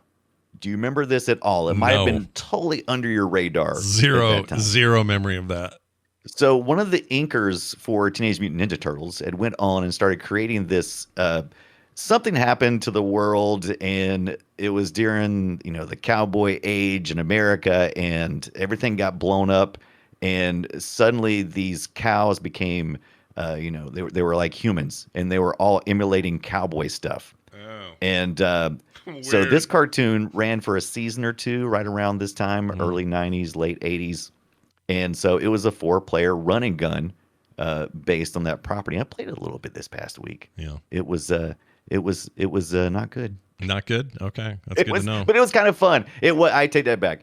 There were some moments of levity, but I really felt like being weird for weird's sakes I was kind of leaving that area. You know what I mean? Yeah. Because the Teenage Mutant Ninja Turtles, when you think about it, what a weird, outrageous that is weird kind of idea. Yeah. And so this Wild West Cowboys of Moo Mesa is Moo Mesa. That's so Moo dumb. Mesa. Yeah, but it's fun. It's fun. Real quick here, I was checking out this Asterix game that may have been recent, and you were correct. On PC, PlayStation 4, Xbox One, Nintendo Switch in 2021 is when that game came out. It was called Slap Them All, and I have never heard of it until now. It looks new. It's a beat 'em up, and you play as the two main characters of that. There's a ton of these. And I was right, by the way, about there was a 360 game. There was a PC mobile game, or PC and mobile game, PlayStation 2 game, Master System, Game Gear, Genesis Arcade, Commodore 64, Atari 2600, 3DS, DS. These are all, but they're mostly Europe. Yeah, that's mostly Europe stuff. Or as I say, European comic, right? Or as I say, Europe. There's a lot of Europe. Yeah. Europe. I like saying Europe. There was one more that I always think is a beat 'em up, and I always misremember it, and it's the G.I. Joe from 1992, also a great cartoon from the 80s. Well, that'd be Konami. Fun. Yeah. It was a third-person rail shooter, and every time I play it, I'm like, oh, I don't like this. You don't like it, eh? I think that's the reason why I always forget that it's not a beat 'em up, because I always go, oh, G.I. Joe had a Konami beat 'em up. I'm like, cool. Sweet.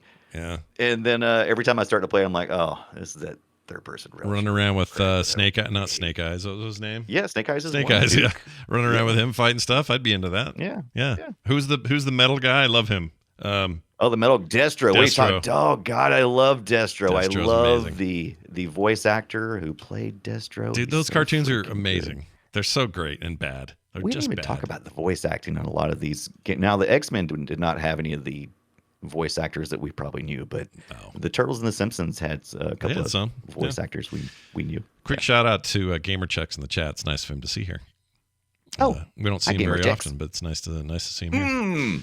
All right, let's get to today's Guess My Game, because that's what we do, and now is the time to do it. And for some reason, it's not up there. It is. Destroy it. Hey, just speaking of that laugh, there it is, right there. Let's get to it. These are games that Brian and I recorded little bits of, and then we have to try to guess when and where and what they are. And I'm going to start. Brian, are you ready for your guess here? Give me my. So last week, okay. So usually it's like a 50-50 chance of us getting one. Yeah. Last week we both got it right away. Yeah. I mean, it was ridiculous. It was. We're gonna see how it goes this week. It was real dumb, but we got it. So here it is. Let's see if you can get this.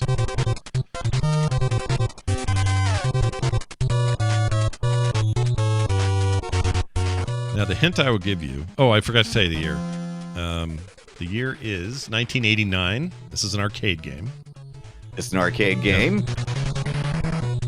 Now, the other hint... Oh, you can hear it. Okay, the other hint is it's in the vein or genre adjacent to what we talked about today. Oh, okay.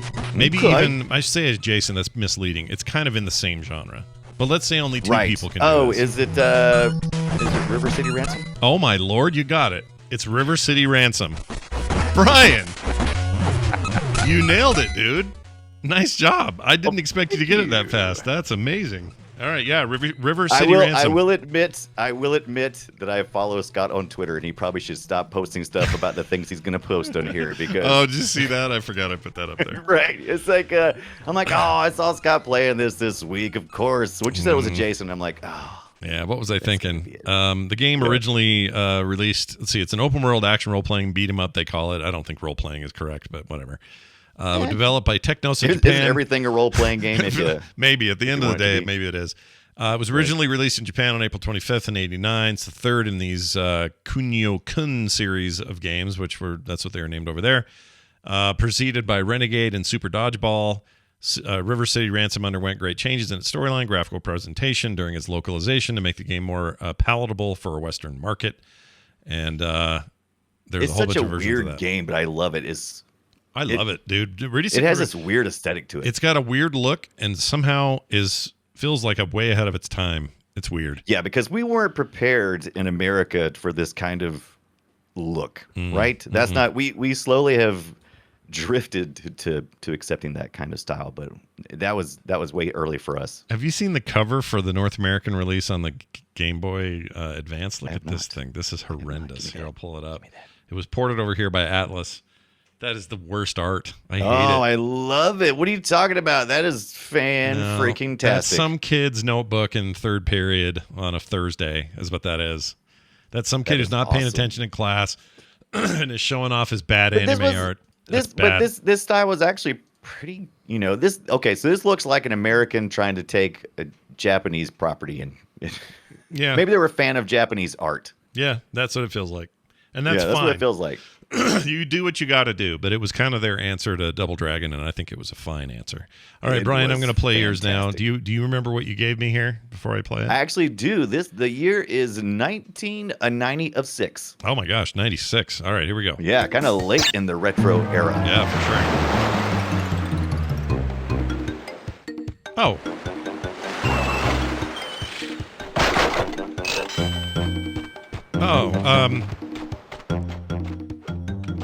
Donkey Kong Country. Oh, wow. That sounds a lot like Donkey Kong Country. Okay, Diddy Kong Country. No, it does sound like it. I'm with you. I've never noticed the similarities, but it's not even the same console. I know this! I know you know it.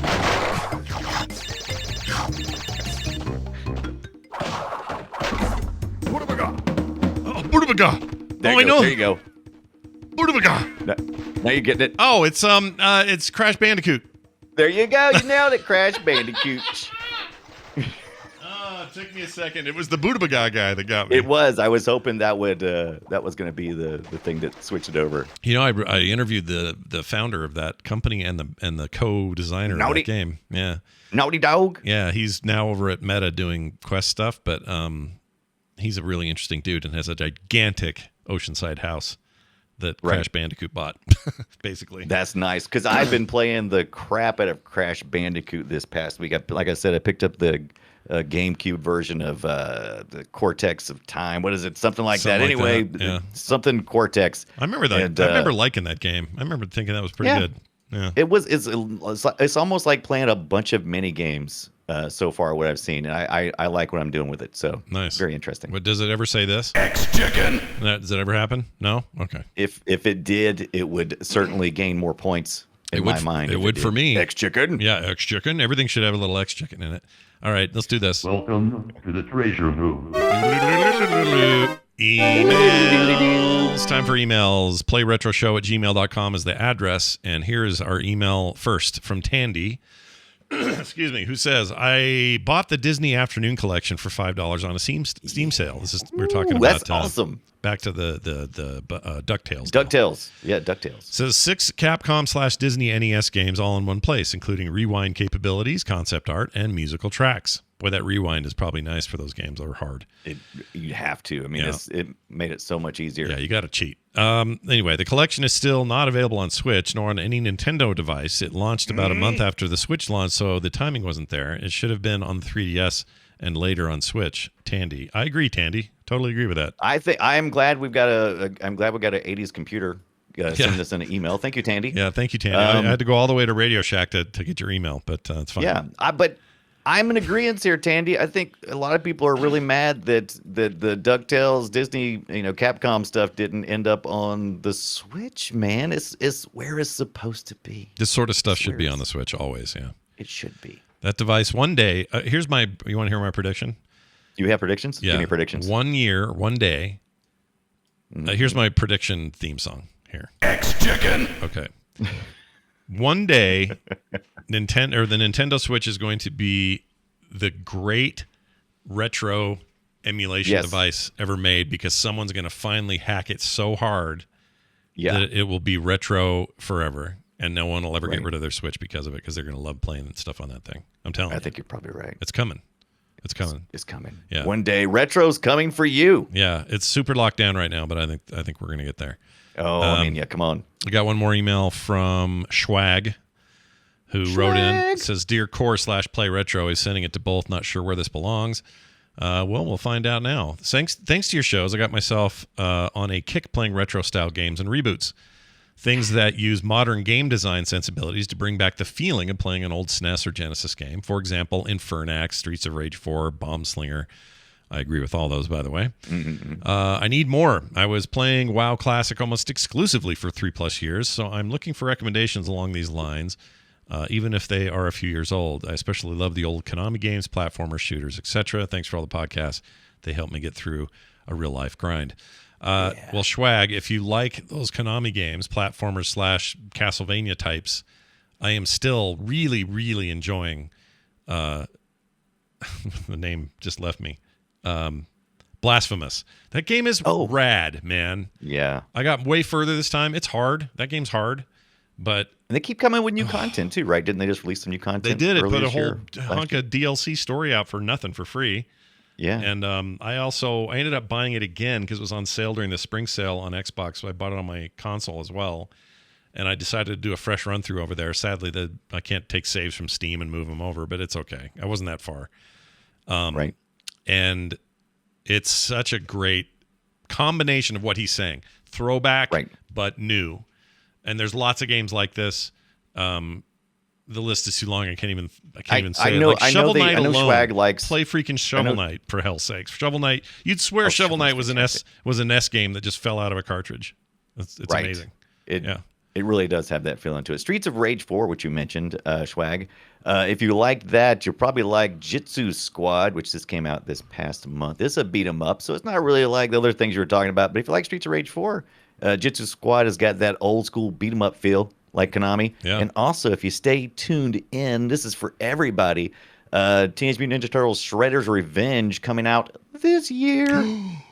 This year. No way. Have you seen that stuff? Have you seen the Shredder's Revenge? Are there more frames of animation? Because that's what I'm here for. I want that. There is more frames of animation. Shredder's. And probably more. Ow, my toe.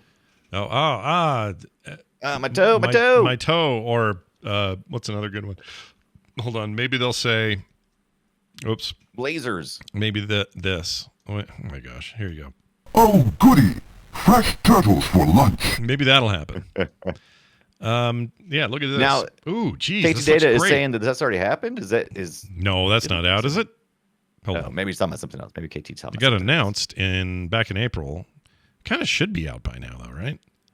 I just keep seeing 2022. It says when I went to the Switch store, it said coming soon. Went to Steam store, it said coming soon. So unless another console, I didn't dig deep enough.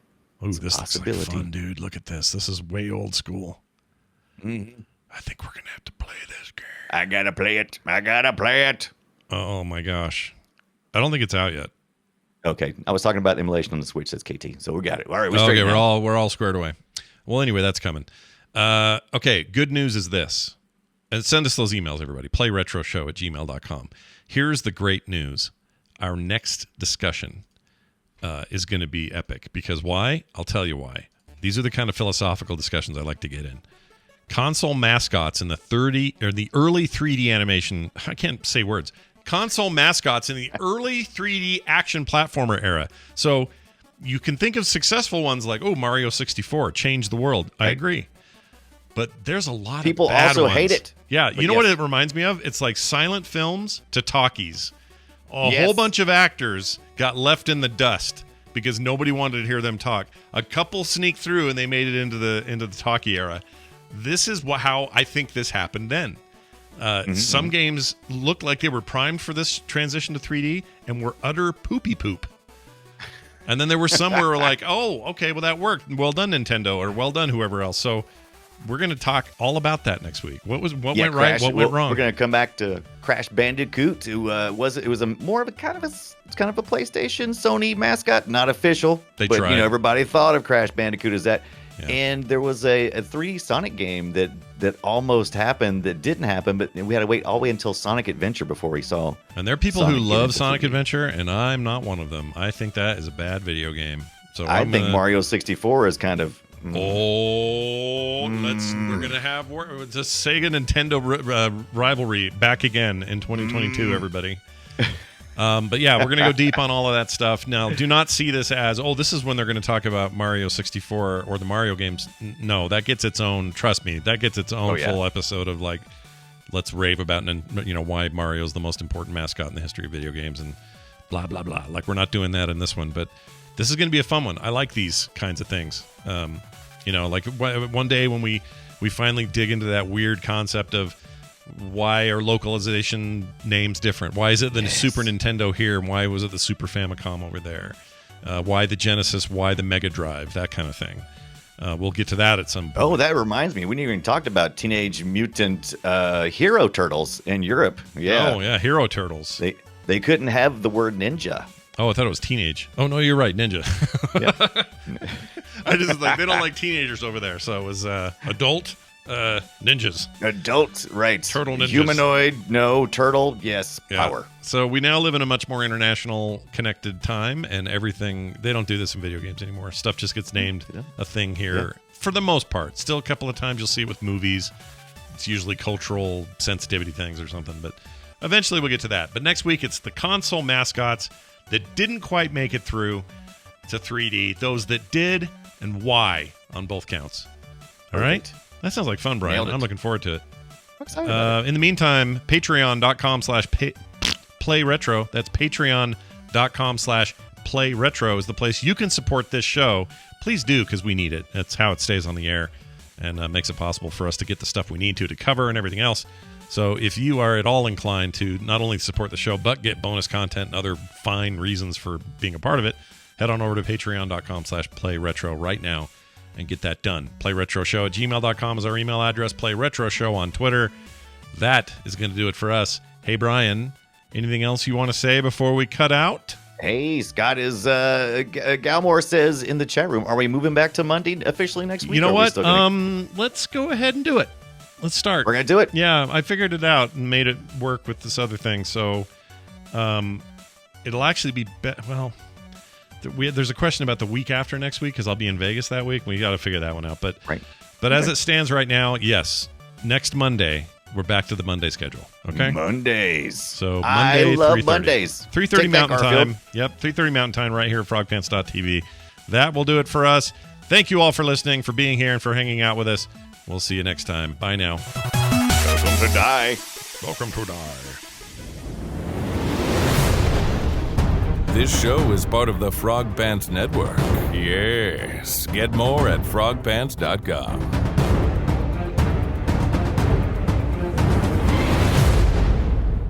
Bring that statue back, you bloated beanbag! Yeah. You bloated beanbag.